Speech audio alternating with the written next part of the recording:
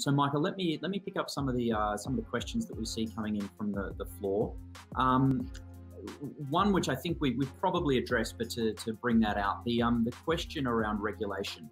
US dollar hegemony. How do you view that and it as a threat, and protecting that as a threat to to Bitcoin? Yeah, I think that ultimately, first of all, it's pretty well regulated now, and every institution that you've read about, and there's probably 1,000 big ones that bought Bitcoin in the last 12 months, they're all buying this on regulated exchanges subject to money laundering, know your customer rules. And so 2 or 3 years ago, I don't know I could say that. I think that the maturation of the on-ramps this year is a big part of the story. Now, there's a little bit more ambiguity in the United States around the last element of parity with stocks and bonds and other assets. And I think that if they clarify that last bit of regulation, it'll be bullish for the asset class, because all the institutions and the insurance companies and the investors, they all want very clear AML KYC regs, and they're comfortable with it, and they're just buying this instead of other assets. So no one has suggested any kind of regulation that isn't, in essence, just establishing parity on AML KYC as an asset class. And there's a little bit of discussion of clarification of what digital assets are security versus property, but that has an impact primarily on the non-Bitcoin crypto assets, Ripple and the like. It doesn't really affect Bitcoin. Bitcoin is kind of the oldest, most decentralized, least ambiguous, clearest form of digital property in the world.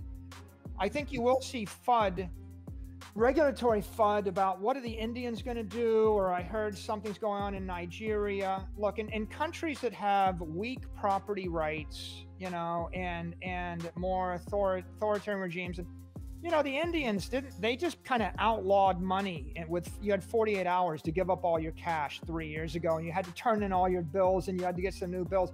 Every 3 to 4 years, the Indians do something that's kind of quirky with regard to their currency. I don't think that affects the way people view Google, Facebook, Amazon, or Apple. So the key to keep in mind is this is a digital monetary network, and it provides the ability to store digital gold on a big tech network. And it's going to work really well in Western Europe and the United States and Singapore and Australia, and every place that's comfortable with digital networks. They're going to be fine. And there's going to be FUD else, and it'll go underground in Nigeria or Venezuela or China, and it'll be there because you can't get rid of it.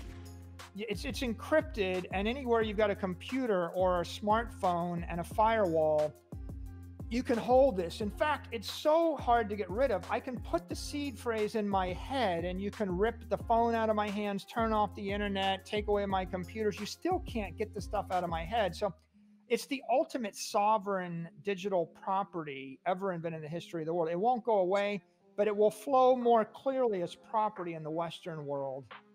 Okay, so taking I guess a slightly different direction then, with respect to your treasury strategy, is it specifically aligned to Bitcoin investment? Have you actually made the decision not to look at other digital assets, not to look at sort of DeFi and other parts of the market? Are you constrained at the moment, either sort of specifically or at a mandate level to Bitcoin? Look, Bitcoin is the crypto asset network. If you're designing a decentralized network to store value for the next 1,000 years, that's Bitcoin. The protocol is optimized for digital gold, store of value. It's slow, it's secure, it's impenetrable. It's granite in cyberspace to build a city on. The other cryptos, they're all trying to do different things like DeFi and privacy and provenance and be optimized for, non-fungible tokens and they're all interesting, but I would call them all venture capital investment. They're all ventures. They're adventures. They're a lot more risky, a lot more complicated. If you have a venture fund and you want to invest in crypto ventures, you do that. If you actually have widows and orphans treasury, you're a stodgy insurance company and you simply don't want to lose the money, you're not trying to invent something new. You don't want to juggle razor blades. What you want is just to have $1 million, put it on the network and not have everybody take it and not lose it. And so no bells and whistles. So Bitcoin is a treasury reserve network. Everything else is pursuing a different total addressable market. By the way, in my opinion, the addressable market for a treasury reserve asset is 100 trillion. The total addressable market for everything else is like, I mean, $1 trillion is a lot of money, right? $1 billion is a lot of money. $1 trillion, there's only 5 companies that are $1 trillion in market cap. So I don't really think you need to look that far to find the high opportunity dominant network. I want something 100 times bigger than the next best thing that's fit for purpose. Okay. So again, let's maybe taking now down into the weeds a little bit, because I think as some of the corporates that are listening today, one of the things, and you alluded, I think, very briefly to this, was to accounting policy and how Bitcoin is held on the balance sheet. How did you deal with that sort of accounting treatment at the moment and the impact on sort of the valuation on the balance sheet and the obvious then move through to share price? I mean, that's got to be a key consideration for a treasurer, right? Yeah. So if you buy Bitcoin as a naked asset, if you want to own the actual Bitcoin property, right now the accounting for it under GAAP is as an indefinite intangible. So it's actually not a great accounting treatment. It's not terribly transparent, and you can mark it down, but you can't mark it up, right? And so if GAAP accounting is important to you, then the other approach is you buy it as a fund. You basically buy a fund whose primary strategy is to buy Bitcoin. So if I owned a fund, then I would have fund accounting, and it's likely in that case that you get fair value accounting, right? They both have pros and cons.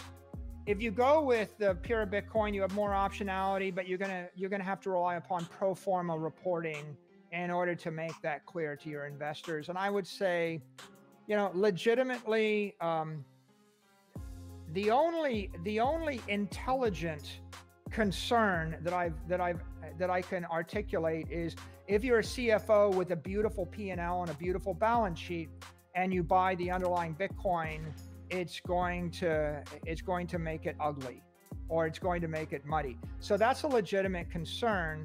And so in that case, I would probably say you want to look at it as a fund and think about buying some as a fund. Okay.